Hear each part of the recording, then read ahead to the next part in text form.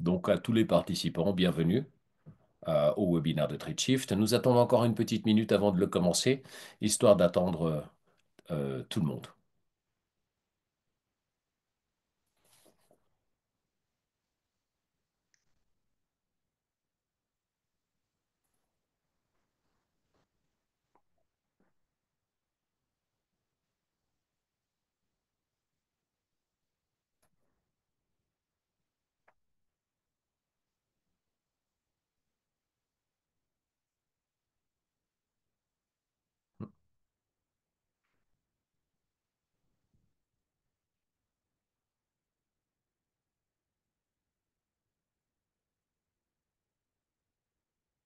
Voilà, je pense que nous sommes arrivés. 17h01, le timing est important. Bienvenue à tous au webinaire de TradeShift. En ce qui concerne les dernières nouvelles du mandat de facture électronique en France, notamment de tout ce qui est PDP, et surtout les dernières news en la matière. Euh, je serai votre animateur pendant ces 45 prochaines minutes. Et je tiens à faire un peu de housekeeping, comme nous disent nos amis anglo-saxons. La première, c'est que ce webinaire sera en français. Il y aura un autre webinaire identique, copié-collé, qui va se tenir très probablement la première semaine de février. On vous communiquera la date pour les personnes notamment qui sont anglophones. Donc ne vous inquiétez pas, il y a tout ce qu'il faut. Aussi, vous avez accès en tant que participant à un au portail donc de Zoom où vous allez pouvoir poser vos questions. Nous avons une équipe de TradeShift qui est dédiée et qui vous répondra soit en direct, soit alors qui nous adresseront les questions à la fin de ce webinaire, un peu de manière tout à fait standard. Donc, voilà, je commence déjà par une petite présentation très rapide de vos intervenants aujourd'hui. Il s'agit de moi-même, donc qui suis un Enterprise Account Executive pour la France et pour l'Europe de l'Ouest. Mais nous avons aussi Raphaël Bress, qui est notre CPTO, Chief Product and Technological Officer, qui est présent, qui co-animera le webinaire, mais aussi Marcia Guerra, notre experte Solution Consultant, en matière de PDP. C'est notre principale interlocutrice avec la DGFIP. Donc, le menu est à gauche et vous allez voir donc les points importants que l'on a relevés de l'industrie et les questions qui sont un peu à l'ordre du jour. C'est, premièrement, que signifie l'abandon du PPF? Quelles sont les conséquences? Qu'est-ce qui se passe globalement? Euh, Aussi, une fois que l'on a abordé ce sujet, c'est aussi de voir comment et qu'est-ce qu'il se passe dans un cas d'usage avancé. Donc, nous, on a pensé à la facture rectificative parce que c'est un cas d'usage qui clairement a été demandé et qui est très important dans notre stratégie. Ensuite, dans le cadre et dans la perspective stratégique, parce que la France n'est pas unique dans cette initiative de digitalisation de la TVA, elle rentre dans la sphère VIDA, donc la partie européenne, avant d'arriver dans une partie mondiale. Et donc déjà, donc Raphaël nous donnera une perspective de comment ça va se passer dans le cadre européen. Et ensuite, nous parlerons un tout petit peu le titre flexibilité des modèles d'interopérabilité. Nous aurions pu dire un peu quelle est l'approche pragmatique et commerciale de TradeShift à ce sujet, et aussi quelles sont les prochaines étapes dans le cadre du PDP, parce que ce que j'imagine, c'est aussi de savoir, vous voudriez savoir comment ça se passe. Et nous allons finir par la conformité en général et la stratégie dans la conformité mondiale de TradeShift, de vous donner quelques informations. Nous finirons par des questions-réponses et bien évidemment nos recommandations que nous ferons probablement aussi en temps réel, euh, mais aussi a posteriori, tout à la fin du webinaire. Donc, un petit récapitulatif. Et là, de nouveau, tout ça sera partagé, sera disponible, nous vous l'enverrons. Mais vous avez quelques chiffres très parlants de même sur le côté que je vous laisse observer. Je pense que ce premier slide est juste un tout petit récapitulatif qui essaie de fixer les règles du jeu de TradeShift dans cette initiative de ce que j'appelle e-invoicing ou compliance, ou même en général de la force de TradeShift. Typiquement, et le logo PayPal d'ailleurs n'est pas innocent à ce stade, c'est que c'est un des premiers standards de communication network au niveau européen qui a existé et qui est natif pour Tradeshift. Nous le faisons historiquement, industriellement, et nous savons le faire de manière parfaite. Mais Tradeshift n'est pas que ça. Tradeshift est à la base construit stratégiquement autour du réseau et connecter les vendeurs et les acheteurs au niveau international, au niveau national. C'est ce que nous faisons, c'est ce que nous avons toujours voulu faire et c'est ce que nous continuons à croire dans la technologie et dans le réseau en général. Et au-dessus de tout cela, nous avons des couches ou des surcouches de valeur ajoutée, notamment dans le cadre des automatisations des comptes fournisseurs entrant, sortant, etc. Les factures électroniques et la conformité réglementaire, bien évidemment, c'est ce dont nous allons toucher aujourd'hui pour la France, parce que c'est bel et bien aujourd'hui la France que nous allons adresser, mais nous sommes au courant et capables de vous aider au niveau européen et mondial. Nous avons aussi une initiative que nous avons appelée place de marché, ou plus communément aussi appelée marketplace. Donc clairement, ça aussi, c'est un élément différenciateur et qui potentiellement peut rentrer dans vos initiatives stratégiques. Et ensuite, des outils d'intégration, pardon, ou de collaboration avec vos fournisseurs, avec vos acheteurs, en fonction de vos besoins. Il y a une partie financement qui est clairement ce que l'on appelle en anglais un USP, qui est la résultante de notre initiative stratégique récente, SEMFI, avec notre co-initiative avec HSBC, qui permettra donc aux gens, aux utilisateurs de la plateforme Tradeshift d'avoir accès à des liquidités en avance. Je pense que le nerf de la guerre aujourd'hui, ce sont véritablement les liquidités et le cash. D'un point de vue des prochaines étapes, typiquement, là, je passe les prochaines étapes à Raphaël. Donc, Merci. Raphaël, c'est à toi. Merci beaucoup, Michael. Donc, peut-être faire un point aussi sur le périmètre de la facture électronique en France. Donc, si on passe sur le slide suivant, on va avoir le invoicing et le e-reporting. Dans le e-invoicing, c'est la facture émise électronique par le fournisseur qui est transmise à un PDP qui va la transmettre au PDP de l'acheteur.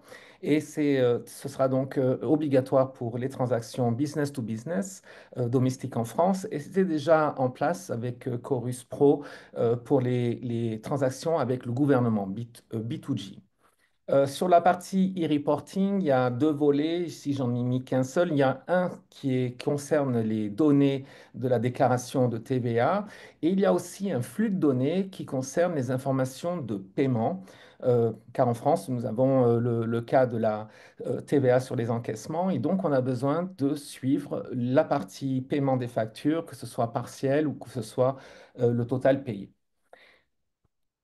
Si on passe sur, toujours pour le rappel je dirais des prochaines étapes et toutes les étapes pour arriver à être certifié, nous avons travaillé pendant plus d'une année sur la préparation technique pour devenir PDP. Nous avons été sélectionnés pré-immatriculés, hein, ce sont toutes des immatriculations provisoires. On verra les étapes pour arriver à la immatriculation définitive. On a commencé à faire des phases de test déjà entre PDP. Nous n'avons pas encore le PPF, j'en parlerai, ce qui est l'annuaire, qui est une pièce centrale, mais on peut déjà échanger des factures, on peut déjà échanger des documents et tester l'interopérabilité entre les PDP. En ce qui concerne les obligations pour les entreprises, donc les grandes entreprises et les entreprises de taille intermédiaire auront obligation de pouvoir recevoir une facture électronique, donc en provenance du PDP, et obligation d'émission de factures électroniques. Donc, si on regarde une société comme Engie, donc l'électricité en France, ils vont devoir émettre des factures électroniques sur des gros volumes. Pour les plus petites et moyennes entreprises, l'obligation de recevoir, donc va avoir l'obligation d'émettre des grandes entreprises, il faut qu'il y ait au moins l'obligation de recevoir ces factures électroniques. Et ensuite, au 1er septembre 2027, toutes les entreprises, y compris les petites et les moyennes, auront obligation d'émettre et de recevoir des factures électroniques. L'obligation de reporting, elle est généralement pour l'émetteur de la facture. Ce sera en fonction des régimes de TVA. Il y a des régimes normaux, simplifiés, mais pour le régime normal, ce sera peut-être trois déclarations par mois. Donc la fréquence va augmenter. Pour ce qui est de la TVA simplifiée je pense que eux, ils sont sur la partie mensuelle.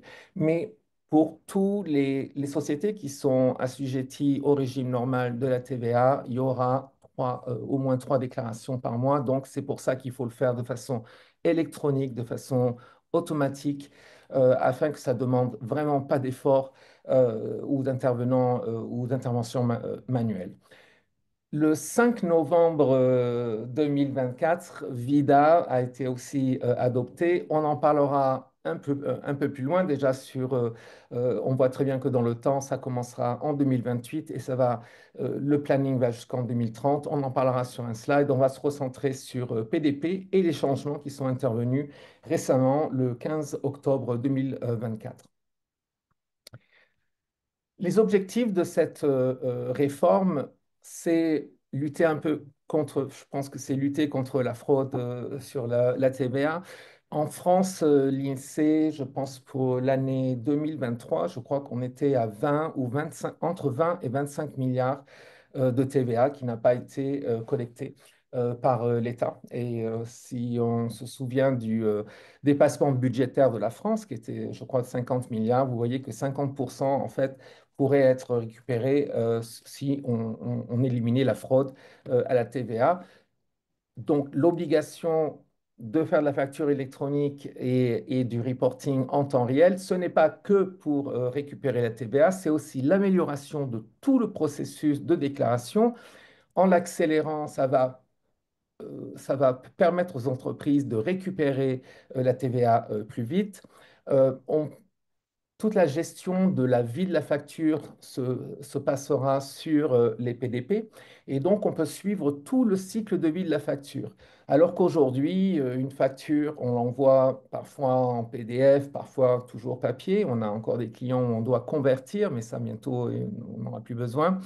Mais quand on l'envoie, on attend en fait la date d'échéance pour savoir si le client va payer, s'il y a des soucis. Parfois, il y a peut-être un litige qui va se déclarer auparavant. Donc, dans les processus traditionnels et actuels, il n'y a pas de visibilité en fait une fois que la facture est émise et envoyée à son client. Et là, c'est toute la différence avec le PDP, c'est que tout le cycle de vie, il y a 14 statuts. On vous montrera comment ces statuts sont organisés sur notre plateforme.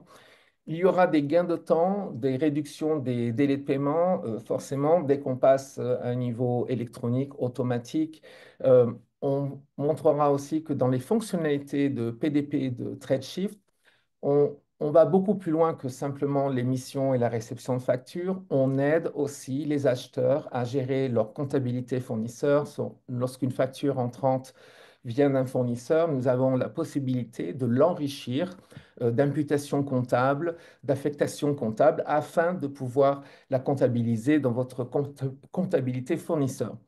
Statistique et analytique, comme on utilise des formats structurés, il sera beaucoup plus facile de sortir de l'analytique, des analyses, des reports. On pense aussi qu'il y aura un volet statistique, car dans le cadre de la réforme, il y a plus de champs qui sont demandés que les champs strictement de TVA. Il y a des champs industrie qui vont sûrement contribuer à mettre à disposition des reports avec des informations qui vont au-delà de simplement la partie TVA collectée et TVA déductible. L'amélioration de la compétitivité des entreprises, c'est déjà, nous, on peut l'observer avec nos clients qui adoptent la facture électronique. Donc, ça fait plus de 10 ans que nous travaillons avec des très grands comptes français et internationaux. Et on peut mesurer il y a parfois, on réduit les délais de paiement de 30%. En termes de jours, on a vu, on fait descendre les processus de bout en bout de factures, des fois qui montent à 50, 60 jours. On les fait descendre à 20, 10, et des fois au-dessous de 5 jours de traitement. Il faut savoir que ça aussi, les délais de traitement d'une facture augmentent le prix unitaire, en fait, le coût unitaire d'une facture. On l'évalue généralement autour de 10 euros. Une facture en litige monterait jusqu'à 100, 150 euros. L'idée d'avoir une plateforme PDP transparente où vous voyez tous les flux, où vous pouvez collaborer avec vos clients, les fournisseurs, c'est de diminuer aussi les litiges, ces transactions qui sont extrêmement coûteuses. Donc, je voulais simplement souligner que ce n'est pas uniquement le... Bon, le but premier, c'est vraiment aussi de récupérer la TVA et d'éliminer la fraude. Au niveau européen, c'est quand même 120 milliards d'euros de TVA qui est considéré non déclaré. Donc, je voulais simplement signaler, donc entre 20 et 25 milliards pour la France et au total pour l'Union européenne, donc 27 pays, c'est 120 milliards. Donc, c'est l'estimé. Donc, c'est quand même des sommes extrêmement importantes.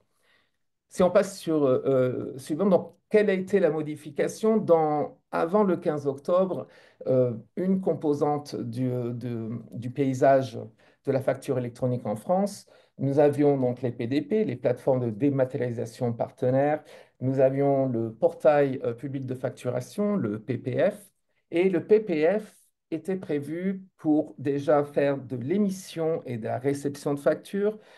Ça ne sera plus possible. Ça a été donc éliminé ou retiré le 15 octobre. Et il n'y a plus la possibilité pour les acheteurs ou les vendeurs de se connecter via des opérateurs de dématérialisation ou via des API au PPF. Donc ça, ce n'est plus possible. Qu'est-ce que cela veut dire? Ça veut dire qu'en fait, toutes les sociétés qui sont assujetties à la TVA en France, il y a quelques exceptions quand même dans le Code général des impôts, mais la grande majorité des sociétés en France qui sont assujetties à la TVA et on descend très bas jusqu'aux micro-entreprises, micro-entrepreneurs. Donc ça couvre, je crois que ça couvre 6 millions d'entités légales en France. Les grandes entreprises représentent 300, les entreprises de taille intermédiaire environ 6 000. Et en fait, les 6 millions ou les 5 millions de sociétés sont dans le segment des plus petites sociétés. Donc, toutes ces sociétés devront choisir un PDP pour émettre des factures et un PDP pour recevoir des factures. Ça peut être aussi le même PDP et Michael vous montrera les différents modèles qui sont déjà supportés par TradeShift. Alors, qu'est-ce qui reste du PPF? Il reste en fait l'annuaire, qui est une pièce centrale, donc on enregistre les sociétés avec leur numéro de sirène et leur numéro de sirette. Cet annuaire permet de router une facture qui vient d'un fournisseur et l'envoyer directement à son client en utilisant le code sirène. Les PDP auront la possibilité de mettre à jour l'annuaire et les vendeurs et les acheteurs auront aussi la possibilité de le consulter. Concentrateur, c'est le nom qu'on a donné au PPF. Donc, je crois que maintenant, il s'appelle, je pense que le portail public de facturation progressivement va s'effacer pour parler de concentrateur. Concentrateur, c'est tout simplement tous les PDP se déversent dans le PPF en intégration pour les données de facture et aussi les données de déclaration de TVA. Donc, c'est un très, très grand changement, mais ça envoie un message aussi. Le fait que le gouvernement, dans ses coupes budgétaires, ait coupé le PPF, c'est en fait pour s'assurer de maintenir la timeline ils n'ont pas modifié les dates de 1er septembre 2006 pour les grandes entreprises de taille intermédiaire et 1er septembre 2027. Donc, il y a eu au début, lorsque les PDP se sont enregistrés, il y en avait très peu. Il y en avait 19 je pense, jusqu'à cet été. Maintenant, il y en a 76. Et donc, ça permet au gouvernement de se dire qu'il y a assez de fournisseurs, il y en aura d'autres, hein, je pense qu'il n'y en a pas assez, qui pourront aussi assurer l'accompagnement des sociétés qui n'ont pas l'habitude de travailler avec la facture électronique. Et ce n'était pas forcément un service qui était facile à offrir Pour le gouvernement, il aurait fallu encore engager plus de coûts, peut-être lever des impôts ou augmenter des taxes. Donc, en éliminant le PPF, ils ont en fait un petit peu garanti le 1er septembre, vraiment se maintenir sur le calendrier, mais la conséquence que toutes les sociétés en France devront choisir un PDP et ils risquent d'avoir un peu d'embouteillage si on n'augmente pas le nombre de PDP. Si on passe sur le slide suivant, Michael. Donc, la solution TradeShift, on commence simplement pour des, euh, des fonctionnalités qui sont prévues, qui sont déjà dans notre plateforme, hein. Nous faisons l'approbation des factures, l'imputation comptable assistée par intelligence artificielle. Donc, on regarde l'historique de factures et on entraîne notre intelligence artificielle à prédire quel va être le compte comptable, le cost center ou le département basé sur les informations historiques. Donc, ça encore, lorsque vous devez lorsque vous réceptionnez une facture, elle ne comprend aucune information, je dirais, business, hein. Il n'y a pas de processus métier dans ce sont vraiment, la finalité, c'est la TVA. Et donc, nous sommes obligés de rajouter, les sociétés doivent avoir plus d'informations pour pouvoir enregistrer ces factures et les imputer correctement dans leur comptabilité. Et c'est quelque chose qu'on offre évidemment. Notre intelligence artificielle s'appelle ADA. Gestion de cycle de vie de bout en bout de la facture, c'est la raison pour laquelle nos clients choisissent TradeShift. C'est vraiment tout le suivi. Ça inclut la collaboration, la gestion des litiges ce qu'on observe, ce sont des réductions en temps de traitement et c'est très significatif. Nous avons des clients qui ont mis des objectifs d'être 85% STP. STP, ça veut dire Straight Through Processing, c'est-à-dire que du moment que la facture est émise et du moment où la facture est payée, donc comptabilisée, approuvée, comptabilisée et payée, on peut rajouter aussi du rapprochement commande-facture.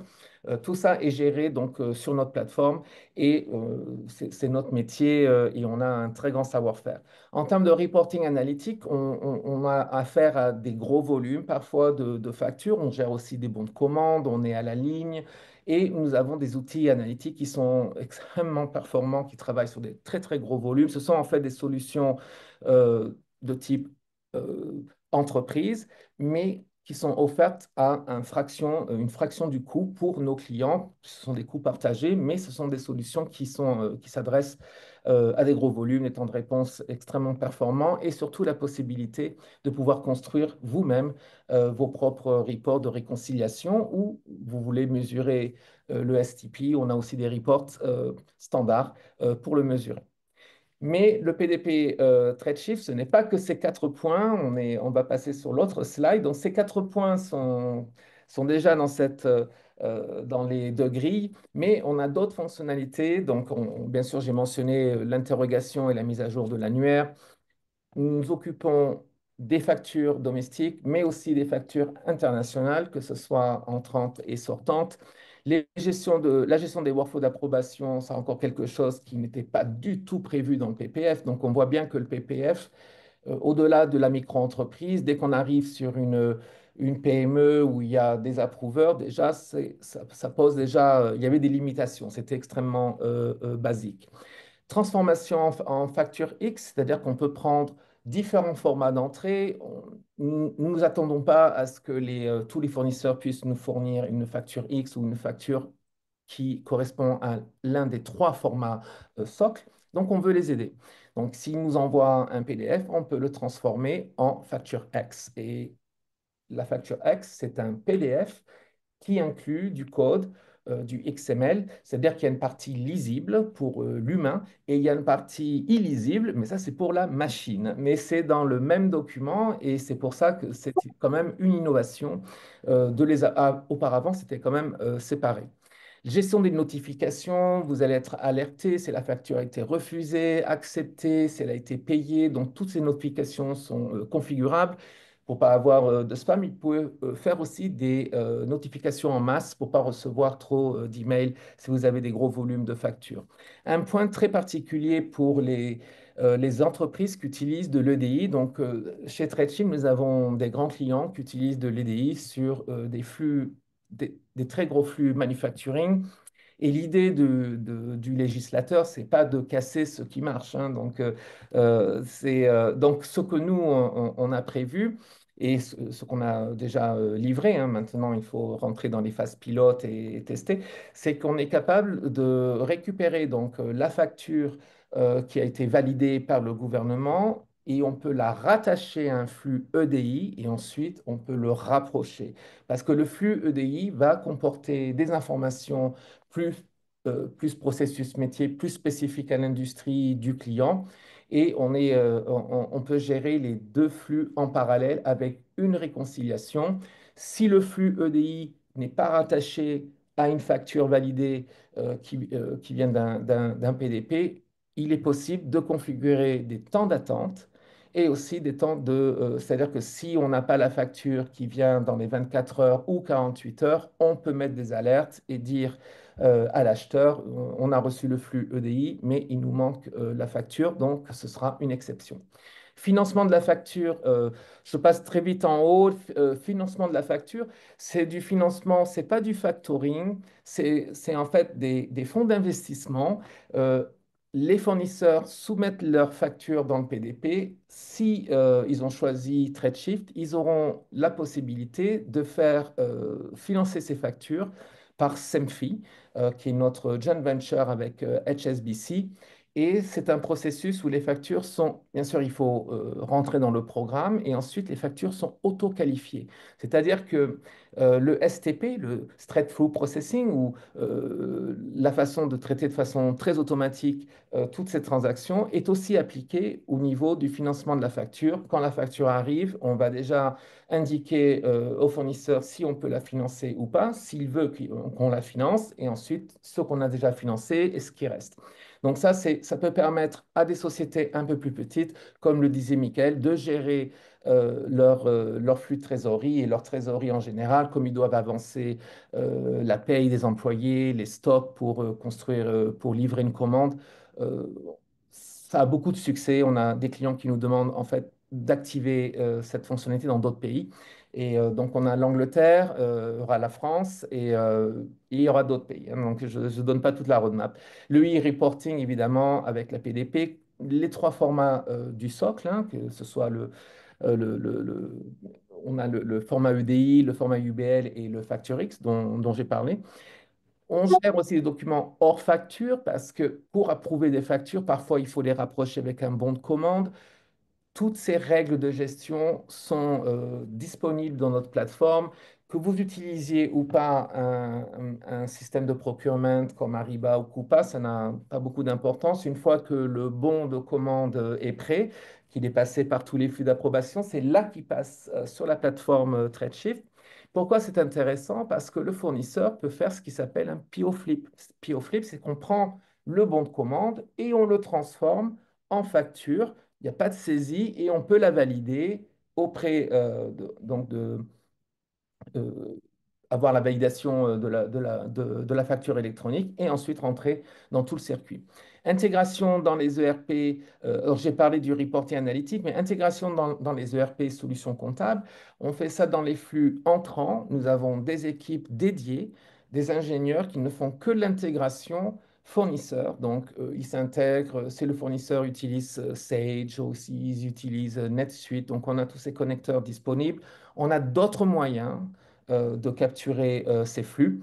Et on le fait aussi intégration en facture entrante dans la compta fournisseur. Ça peut être un SAP, ça peut être aussi encore des ERP comme NetSuite. Et on fournit aussi l'imputation comptable dont j'ai parlé tout à l'heure. Voilà, il y a d'autres fonctionnalités, mais déjà, c'est pour vous montrer un peu le champ et toutes les fonctionnalités que j'ai listées en dehors de l'annuaire sont des fonctionnalités supplémentaires au PPF qui n'étaient pas prévues dans le PPF, hein, comme la gestion des flux, le rapprochement, l'imputation comptable. Dans les statuts de vie de la facture électronique en France, étant donné que nous avons la TVA sur les encaissements, nous sommes obligés de suivre le statut de vie de la facture jusqu'au statut payé. Donc, il y a 14 statuts obligatoires. Non, obligatoires, il n'y en a pas 14, mais il y a des statuts obligatoires, des statuts recommandés et des statuts optionnels. On vous les a placés sur le flux de la plateforme entre le fournisseur et l'acheteur. Ça peut être le même PDP ou deux PDP différents. C'est interopérable. On utilise les mêmes standards et on peut suivre. Et vous voyez ici, on a des statuts qui sont extrêmement intéressants parce que on a beaucoup d'expérience en fait dans les pays qui commencent à mettre en place ce type de contrôle ou ce type de conformité réglementaire de la facture électronique. Et dans les premiers mois, il y a pas mal d'erreurs, il y a pas mal de... il faut aider. Il faut aider beaucoup. Et nous, on veut aider de façon automatique. Donc, si le fournisseur nous transmet une facture où il manque des informations, on lui met, on l'informe, on lui montre la facture, on lui montre où sont les informations qui manquent pour qu'il puisse faire une correction. Et ça, c'est une interface utilisateur tout à fait vraiment facile à utiliser. Marcia vous montrera un petit peu le produit, où ils peuvent corriger la facture et la remettre dans le flux.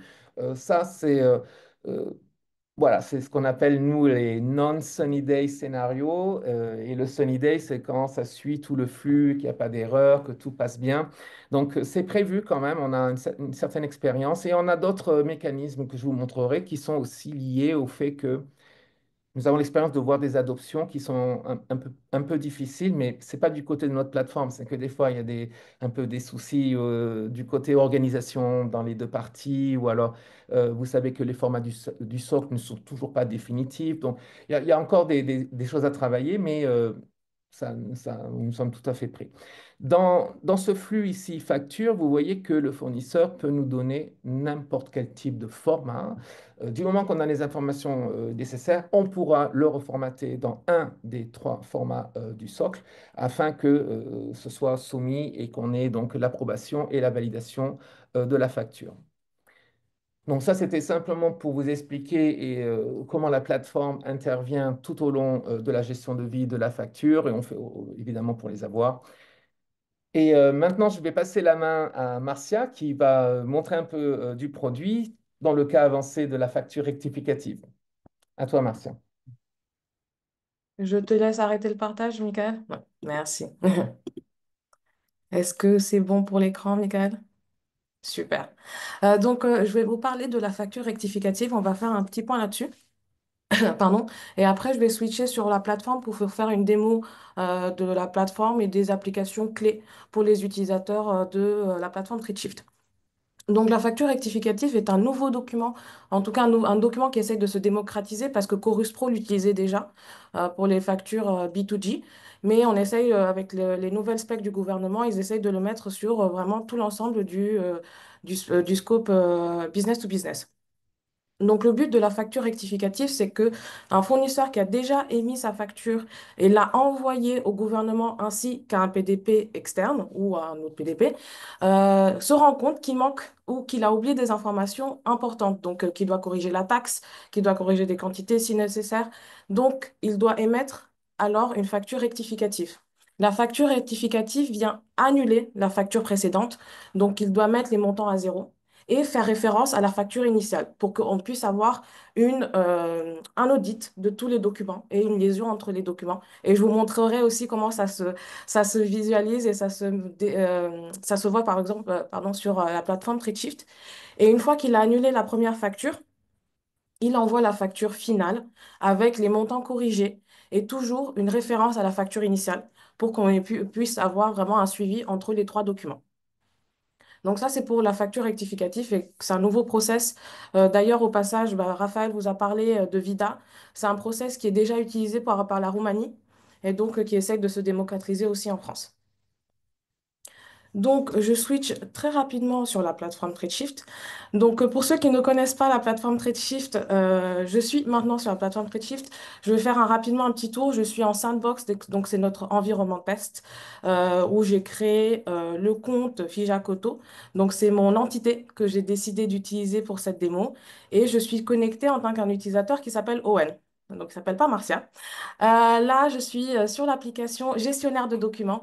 Donc, notre application gestionnaire de documents liste tous les documents que vous avez reçus sur votre entité légale.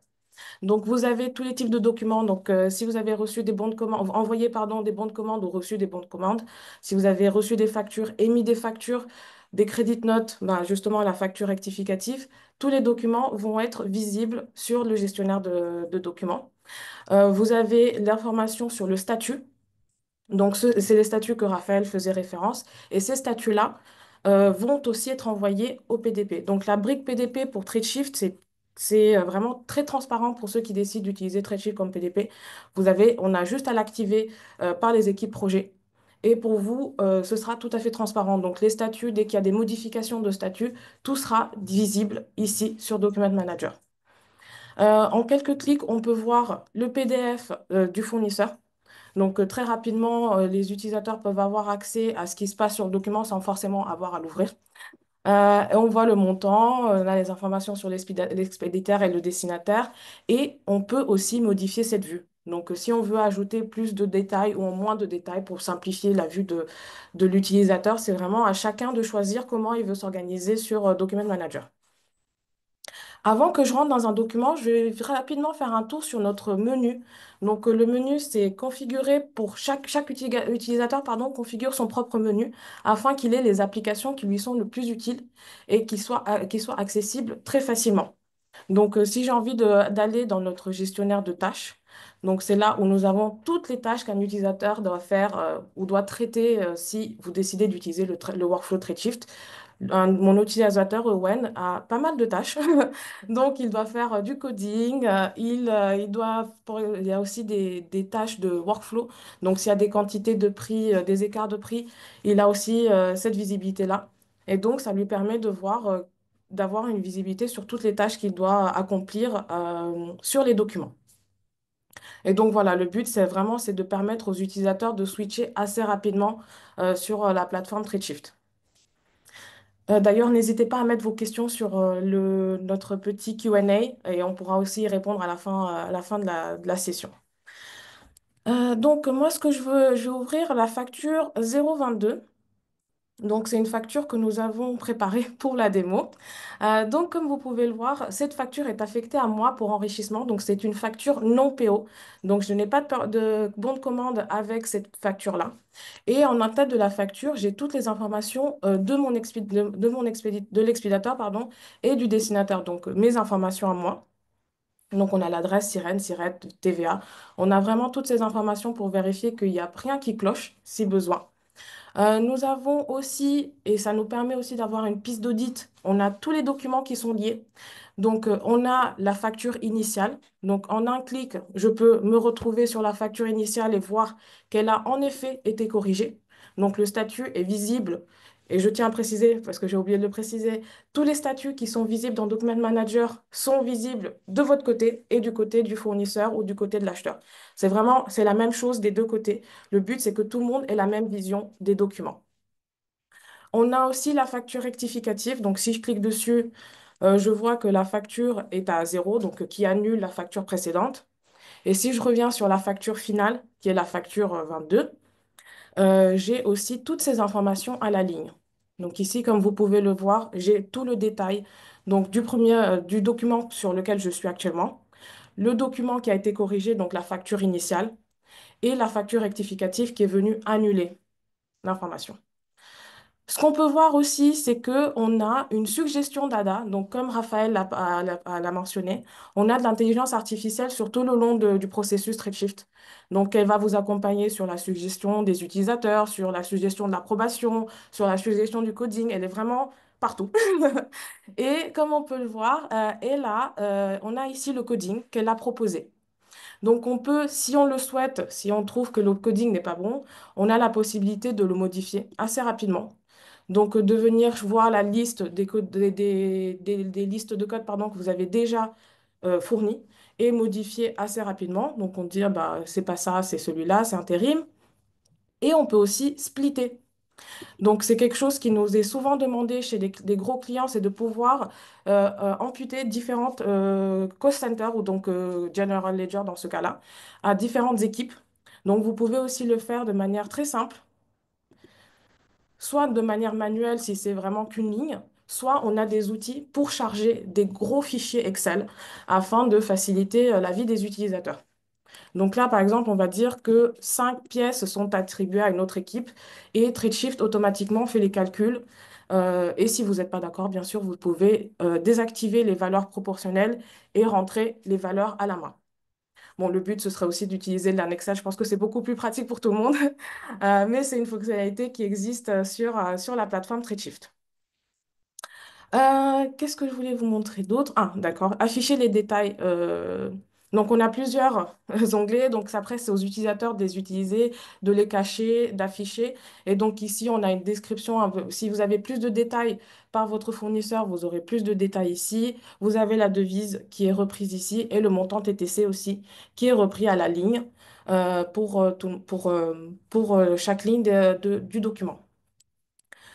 Si je reviens pour faire tout le déroulé de ce document, on a en tête le détail de la TVA. Donc, comme j'ai deux TVA dans le document, nous avons les deux TVA qui sont reprises en tête, donc le 20% et le 10%. Et on a les conditions de paiement, donc toute la partie légale. Donc, s'il y a des pénalités de retard, elles sont décrites ici. On a l'adresse de livraison aussi qui est aussi reprise et le mode de paiement qui a été mis par le fournisseur. Donc, il a mis le IBAN, et donc toutes ces informations-là peuvent être envoyées à votre ERP pour le paiement. Et une fois que tout est bon, que le document est prêt à être approuvé, vous pouvez l'envoyer pour approbation. Et l'utilisateur n'a plus besoin de toucher à ce document, ça va pour approbation et c'est fini. Autre chose que je voulais, et je vais finir là-dessus, autre chose que je voulais vous parler, c'est notre collaboration qui est très importante.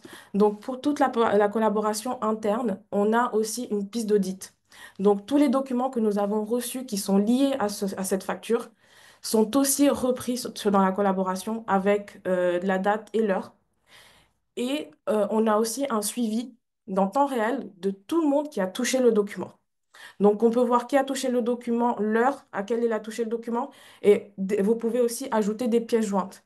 Donc, n'importe quelle personne qui reprend ce document a une visibilité sur tout ce qui s'est passé là-dessus. Et la cerise sur le gâteau, c'est que vous pouvez aussi communiquer avec vos fournisseurs directement sur la plateforme Tradeshift.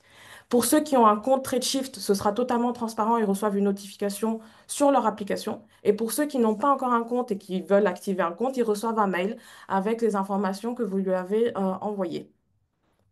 Et voilà, toute la piste d'audit vraiment reste là pour que tout le monde qui retouche le document puisse avoir accès à l'historique de ce document. N'hésitez pas à mettre vos questions sur le chat et on y reprendra avec plaisir. Pour moi, c'est tout. Donc, je te repasse la main, Michael. Merci, Marcia. Merci beaucoup, Marcia. Voilà. Et Et nous allons comme les bonnes Vida. nouvelles n'arrivent jamais toutes seules, parlons de Vida. Donc, Vida a été adopté donc, le 5 novembre. Si vous vous souvenez, l'Estonie avait mis un veto en juin, mais il y avait quand même des assurances que ça allait passer. Je vous ai rappelé qu'il y a à la clé 120 milliards ou 130, entre 120 et 130 à récupérer au niveau européen. Les trois piliers sont, il y en a deux qui sont, bon, il y en a un qui concerne le numéro de TVA intracommunautaire pour toutes les entités assujetties à la TVA en Europe. Il faut les harmoniser. Il y a encore des différences entre pays. Euh, J'en connais en quelques-unes. Là, même la Grèce est une exception dans les deux lettres de leur pays, par exemple, qui n'est pas le ISO. Il y a d'autres exceptions comme ça, mais il faut harmoniser. Donc ça, déjà, c'est très, très bien. Le pilier de l'économie des plateformes, ça, c'est pour capturer la TVA sur les places de marché. Donc, il faut harmoniser ces règles. Si quelqu'un achète des biens sur une place de marché qui est un peu numérique, ou alors des biens et des services, hein, parce qu'on vend les deux. Donc, il faut vraiment que ce soit harmonisé. Et c'est l'idée, c'est d'avoir des règles communes, mais elles seront appliquées qu'à partir de 2028. Hein, 2028 sont optionnelles, elles seront obligatoires au partir de 2030. Le dernier pilier, il est similaire au pilier du PDP en France, hein. Ça concerne la facture électronique et la déclaration de TVA de façon numérique. On pense que le modèle européen sera un modèle interopérable. Donc, on pense que c'est vers là que l'Europe se dirige. Nous sommes déjà interopérables. Il y a des chances que PayPal soit réglementé parce que c'est déjà nécessaire si vous travaillez avec des gouvernements de la communauté européenne. C'est déjà PayPal. Ça me permet de souligner qu'on vient juste de renouveler le gouvernement de la Belgique. Nous sommes depuis très très longtemps. Nous sommes un des 200 points PayPal certifiés. Nous avons un grand savoir-faire et en EDI, en PayPal, en flux électronique. Là, on vous a montré la partie fonctionnelle, mais la partie intégration, les couches techniques qui sont sous le produit, qui ne sont pas dans l'interface utilisateur, sont extrêmement puissantes et éprouvées, je dirais.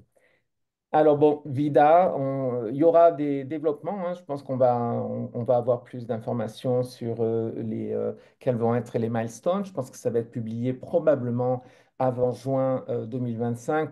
Il y a des dates qui sortent comme avril, mais on verra. Donc, mais nous, on est prêts et on pense que c'est encore quelque chose où on peut aider. Nous, on pense vraiment à aider les sociétés à se conformer à la conformité réglementaire pour tous les pays. Et nous travaillons déjà avec des pays qui sont, par exemple, l'Italie, ils ont une clearance, on le fait déjà. Et il y a d'autres pays, la Roumanie, a adopté clearance en juillet.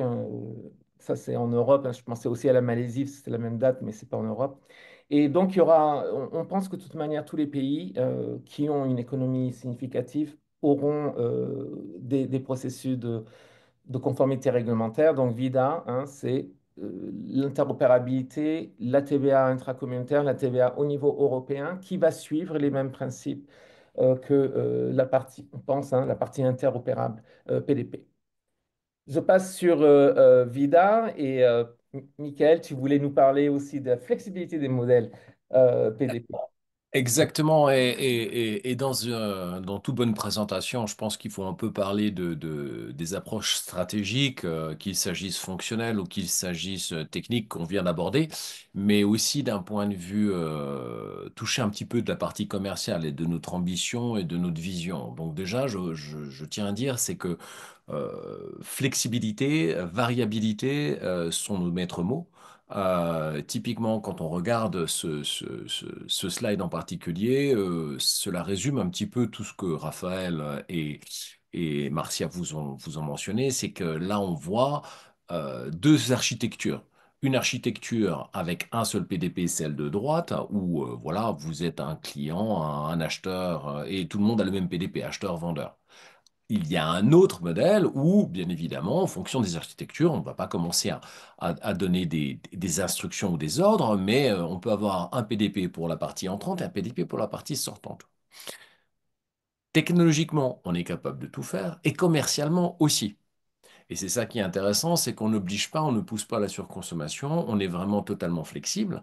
Et qu'il s'agisse d'un potentiel client qui ait 30 000 factures à l'année ou qu'il ait 3 millions de factures à l'année, voilà, nous, on saura s'adapter parce on va forcément vouloir, et je sais que vous êtes tous friands que je lâche des montants ou des prix de manière comme ça un peu catalogue sur le site internet. Non, ça se passe pas vraiment que comme ça.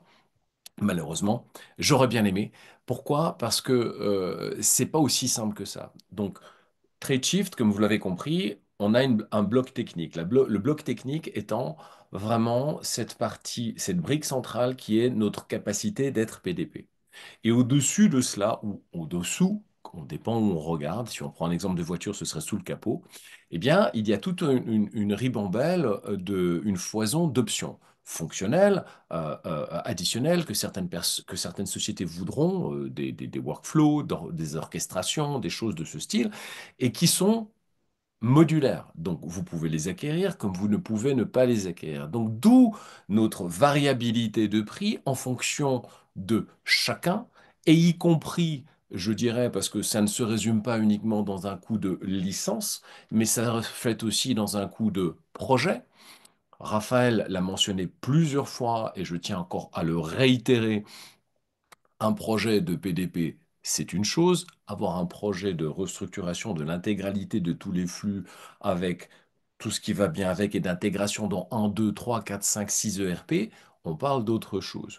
Je rappelle les chiffres que Raphaël a mentionnés au tout début. On parle de, allez, 300 monstres, 300 grandes entreprises, 6 000 très grandes et millions, 6 millions d'autres. Euh, on parle quand même de projets d'intégration, on parle de temps, et 2026, septembre 2026, c'est tout prêt. Alors, pour utiliser un terme franco-français, Bison Futé dit que la saison printemps-été 2026, ça va être compliqué. Compliqué, mais pas impossible, parce que bien évidemment, Tradeshift a une approche, je dirais, de factory, a une approche hyper adaptative et réactive par rapport aux besoins du marché et on est ouvert on va être ouvert, on va être à l'attention du marché et on va répondre aux besoins de tout le monde. Donc, c'est vraiment cette partie-là que je voulais mettre en exergue et de dire que voilà, nous nous adaptons aux besoins vraiment de l'industrie. Il y a ensuite, par rapport à ça, quelque chose que je dois mentionner, alors c'est relativement rapide, je fais un petit aparté, vous l'avez entendu plusieurs fois et encore une fois, toutes les sociétés ne sont pas au même niveau. Et quand je dis pas au même niveau, niveau d'expérience, niveau d'expertise, et notamment, on a commencé par PayPal. PayPal, nous, on sait, on vit, on connaît PayPal depuis toujours. Certaines sociétés, certains éditeurs aujourd'hui sont encore dans un processus d'immatriculation et de validation, de certification, pardon, PayPal. Donc ça, c'est une chose très importante à tenir en compte. Ensuite, pour la partie future, ça, c'est pas le futur de Tradeshift, c'est le futur tel que on va le faire. Donc, on a cette partie qui est en premier quarter, premier trimestre, pardon, 2025. C'est la partie pilote que tous les PDP vont suivre. Et ensuite, des immatriculations définitives qui vont suivre dans la foulée. On peut débattre si c'est trop tard ou pas trop tard, octobre. Moi, je pense que c'est juste, mais néanmoins, voilà, faudra pas que c'est pas Tradeshift qui dit octobre, c'est vraiment les autorités. Donc nous, on se plie à la certification qui sera la nôtre et qui sera finale.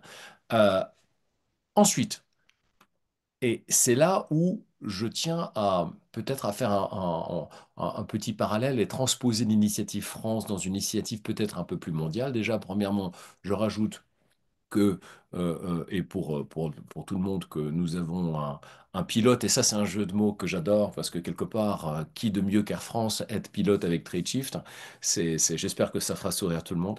En tout cas, c'est très sérieux, parce que vraiment aussi bien nous, Tradeshift, que Air France, nous nous investissons pour pouvoir ben, voilà, mettre au point nos solutions et nos besoins mutuels. Et ce que vous devez retenir de ce slide, qui est beaucoup de texte en fait, mais c'est que surtout, on a 12 pays dans lesquels nous effectuons de la pratique. Nous sommes déjà en production avec des systèmes de clearance, c'est-à-dire avec des systèmes qui sont similaires à la France, et peut-être même, dans certains cas, plus complexes pour des raisons techniques, des raisons politiques, des raisons... La Chine, notamment, et un pays qui est déjà, de par son gigantisme, quelque chose de très complexe, mais en plus, c'est quelque chose qui nécessite de l'expérience et des bureaux sur place. Ce que nous avons, donc si demain vous avez du cross-selling qui est clair, donc c'est-à-dire des activités internationales, c'est quelque chose, vous avez des fournisseurs en Chine, tiens, c'est vrai que la Chine est un fournisseur quand même, on peut dire, un peu standard sur le marché. Donc c'est quelque chose que nous allons pouvoir vous aider. Donc, et nous allons, alors la dernière, elle est peut-être un peu générique comme statement, mais quelque part, nous sommes prêts et nous sommes friands de voir les prochaines étapes, les prochains pays qui vont rentrer dans ce jeu de la TVA en temps réel, parce qu'on parle de ça. Alors, petit cadeau de Noël, alors j'espère sincèrement que tout le monde aura d'autres cadeaux de Noël que ça. C'est un présent que l'on a mis, qu'on vous met à disposition, c'est-à-dire que c'est une sorte de synthèse un peu que l'on met à jour tout le temps, que par Marcia, par tous nos experts techniques. C'est un peu des dossiers qui vous aideront dans votre choix, dans vos choix stratégiques, dans vos orientations. Que l'on espère de tout cœur être avec Tradeshift, mais bien évidemment, on essaie d'être d'une neutralité relativement raisonnable dans ce cas de figure. Mais je pense que on arrive gentiment à la conclusion de ce webinaire, c'est finalement notre avis personnel. Et on a passé un peu de temps à brainstormer. Et on s'est dit qu'il y a quatre gros éléments, quatre points qui nous semblent importants à vous donner comme conseil. Nos conseils, et c'est quelque chose de vraiment des conseils de terrain, c'est que même si c'est live, même si c'est 2026 en septembre, n'attendez pas août 2026. Faites votre choix en 2025 parce qu'il va y avoir du travail. Et quand je dis qu'il va y avoir du travail, c'est que, il va y avoir du travail, et ça c'est le deuxième point, c'est il va y avoir un impact sur les processus internes, il va y avoir un impact sur le reporting, parce qu'on attend beaucoup plus de volume, plus de digitalisation, plus de volume, plus de data. C'est un cercle vertueux ou vicieux en fonction d'où on se positionne. Vertueux si on a fait ses devoirs, vicieux si on ne l'a pas fait. Et aussi de nettoyer vos bases. Alors là, c'est technique, je ne rentrerai pas là-dedans, mais nettoyez vos données, essayez d'avoir des choses, un système qui est prêt à être porté dans une évolution nécessaire. Parce que si ce n'est pas la France, c'est l'Europe. De toute façon, on ne peut pas ne pas avoir cette évolution.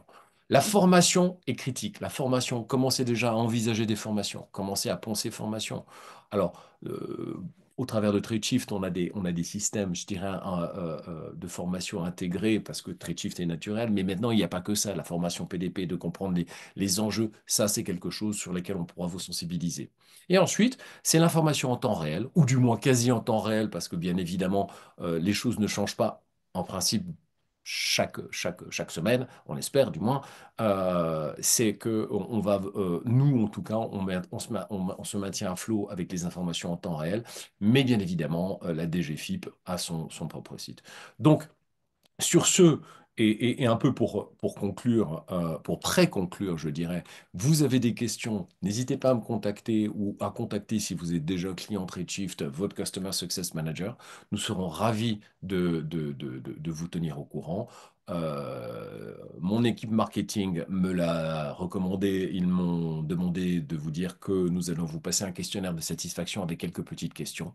Dans quel cas, si vous avez besoin, si vous voulez te contacter en direct, etc., etc. Donc, euh, on adore être noté à la fin de l'année comme un bulletin scolaire, donc n'hésitez pas. Et voilà, ben, j'espère que vous avez passé un bon moment. Maintenant, c'est un petit peu le moment des questions-réponses. Je vais arrêter de partager mon écran. Et est-ce qu'on a, est-ce qu'on a quelque chose en particulier que l'on doit soulever? Alors là, j'attends. Où est-ce qu'il y a... Ou est-ce que tout est clair pour tout le monde? Si tout est clair pour tout le monde, c'est impressionnant. Nous avons été clairs comme de l'eau de roche.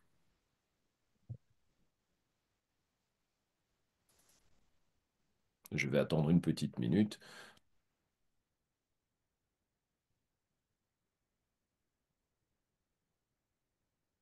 On devrait remettre ton adresse email. D'accord. Bon, bah, avec un nom pareil, c'est compliqué de pas. Vous voulez embêter Michael avec des questions après le webinaire, n'hésitez pas. Bien sûr. On fera Bien notre sûr. possible. On est une équipe vraiment qui travaille dessus d'arrache-pied. Donc, on sera enchanté de répondre à vos questions, même si, voilà, voilà. Envoyez-nous des questions, même si ce n'est pas lié forcément à la plateforme, mais on sera très ouvert.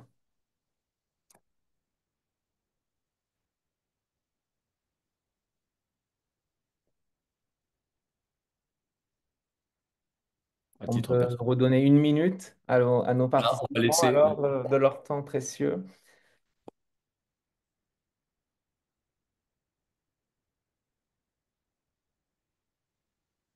Pourquoi on a décembre 2024?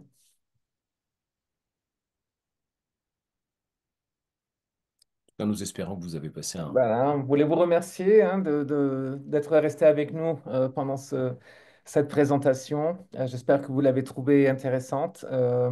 N'hésitez pas à nous donner du feedback. Il y aura trois questions, je crois, dans on Ah, vous envoie. j'ai Voilà. une question.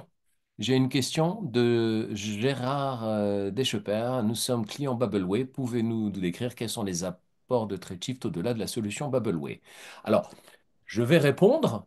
en disant, j'espère qu'à la fin de la présentation, vous avez compris que Bubbleway est la brique que j'appellerais technique, que notre brique technique qui nous permet justement d'échanger avec tous les différents gouvernements, notamment en France, aussi pour le PDP, et que toutes les briques, toute la partie fonctionnelle et toute la partie à valeur ajoutée au-delà du PDP, l'automatisation, la partie intelligence artificielle, le data mining. Alors, Raphaël a été relativement, j'oserais dire timide par rapport à la partie intelligence artificielle, parce qu'il faut vraiment parler d'intelligence artificielle. Nous avons fait un saut qualitatif absolument gigantesque d'un point de vue analyse des données. Et surtout, on anticipe vraiment une augmentation de la quantité de données de manière impressionnante. Et là, j'ai vu des démos. Donc, avec grand plaisir, nous allons pouvoir, par exemple, vous faire des démos où il y aura des analyses de données typiquement de plusieurs dizaines de millions de lignes ou de plusieurs dizaines de millions de documents qui sont faits en 2 secondes ou 3 secondes. Donc vous appuyez sur le bouton et le rapport se fait. C'est quelque chose que nous n'avions pas l'habitude de faire et qui maintenant clairement a été mis en production. Donc ça, c'est quelque chose, l'intelligence artificielle pour ça, l'intelligence artificielle pour la réconciliation, pour l'enrichissement. Je rappelle une chose, une règle de base, et peut-être que c'est moi qui vais parler en tant que non technicien, mais la partie importante, c'est que toutes les informations que vous envoyez au gouvernement, limite quel qu'il soit, mais notamment là en l'occurrence à la France, ne vont pas représenter l'intégralité de toutes les informations qui sont sur vos factures. Donc il y aura forcément des nécessités d'enrichissement, d'accompagnement. Raphaël et Marcia parlaient d'EDI. Le gouvernement n'a pas interrompu les EDI typiquement pour ça. Et si demain vous avez justement des flux d'intégration EDI, bah ça, c'est quelque chose que nous savons faire. Donc, pour répondre à Monsieur Deschepers, typiquement, nous avons une valeur ajoutée dans la ligne métier et nous sommes complémentaires avec cette partie surcouche métier en termes bah, de tout, y Qui est compris. toute la partie, qui est toute la partie que Marcia a fait la démonstration, c'est la partie en plus au-dessus de Babelway, cette partie fonctionnelle de la gestion de vie de la facture. Alors, une autre question, dis donc, on va excéder l'heure, pourquoi pas. Alors, de Monsieur Limousin, quid des flux de factures hors TVA, mais avec d'autres taxes? Euh, Obligation fixée par un PDP ou non? mais si ce n'est pas de la TVA, si c'est pas un sujet pour les assujettis à la TVA, je ne pense pas que ce soit dans le cadre, parce que c'est vraiment pour la TVA. Donc, ce n'est pas le type de taxe, c'est peut-être particulier à certaines industries. J'ai vu des taxes un peu particulières, par exemple pour les téléphones mobiles, tout ça. Mais en général, c'est pour la TVA. Donc, je ne sais pas le type de taxe dont vous parlez. Si c'est des flux hors TVA, si c'est des imports, vous avez toujours une facture de TVA normalement qui devrait venir avec. Et nous, on sait faire la facture de TVA pure, euh, qui généralement est rajoutée aux imports. Il s'agit en l'espèce de TCA, taxe sur les contrats d'assurance. Alors, je crois qu'il y a des transactions, je crois que les contrats, je ne vais pas dire une bêtise, mais je crois qu'il y a des exonérations dans les services financiers et je me demande si ce n'en est pas une. Je crois que c'est là, c'est l'article 265, 266 du Code général des impôts. E. De toute façon, Oui, un peu, mais je crois qu'il faudra vérifier. Vous savez, on n'est pas des fiscalistes. Je ne voudrais pas dire une mauvaise information. Vous devez peut-être demander à un expert comptable et un fiscaliste. Notre métier, c'est dès que vous êtes assujetti, que vous devez rentrer dans un PDP, nous, on s'occupe de ça. Mais déterminer si vous êtes assujetti, ça devrait être plutôt à vous de déterminer cela. je vois que Jawar est en train de répondre. Jawar étant notre spécialiste Service. Financial Services d'implémentation, parce que la Notre question, responsable service basé à Paris. la question était la partie IA implique-t-elle des échanges de données transactionnelles sur des LLM slash IA non privés? Ouh là là, Euh, trop on d'acronymes pour moi. on a un bot, un AI. qui est enrichi uniquement sur la documentation disponible. Il n'y a aucune information client qui passe dans le AI. Donc, on a un AI externe, mais on ne passe zéro information client dedans. Mais on l'a enrichi de toute la connaissance, conformité réglementaire, technique, fonctionnelle, tous les articles qui ont été publiés, des milliers d'articles qui ont été publiés par le support, tout ça, c'est rentré dans un chatbot, je ne sais plus comment on dit en français, et on peut poser toutes les questions. Donc, c'est disponible chez l'utilisateur. Nous l'utilisons aussi en interne et c'est le seul scénario où on utilise un IA externe, mais on ne passe zéro information client. Et on a aussi une AI governance qui va être publiée sur notre site web. Ça, c'est moderne et ce sera vraiment spécifié et nous assurons de ça. Et nous avons notre Chief Information Security Officer qui enforce et on regarde tout parce qu'il y a d'autres Gen AI que vous allez trouver dans Google Suite, Gemini Pro. Vous allez trouver peut-être aussi du Gen AI Claude. Dans d'autres scénarios. Donc, il faut vraiment regarder. Oui, c'était une très, très bonne question. C'est assez avancé. Mais voilà. Donc, nous, la règle, c'est que le AI si on fait tourner le AI en machine learning, on le fait tourner que sur vos données et on crée un repo et on fait tourner. Ça, on en a besoin pour faire l'autocoding. Vous savez, l'affectation des imputations comptables, c'est du AI et on fait du machine learning dessus. Il y a une partie un peu Gen AI qui est liée à ça, mais, euh, mais c'est uniquement sur les données du client et on ne va pas en externe. Voilà, on ne sort pas du tout de ThreadShift. AIDA reste dans le périmètre ThreadShift only.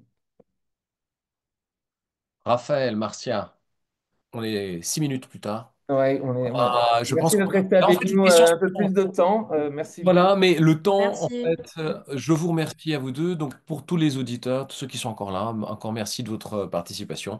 Nous partageons tout et nous allons tout partager avec vous en vous souhaitant de bonnes fêtes de fin d'année. À très bientôt. On Bonne avance. fête, au revoir. Merci. Au revoir. Merci. Au revoir.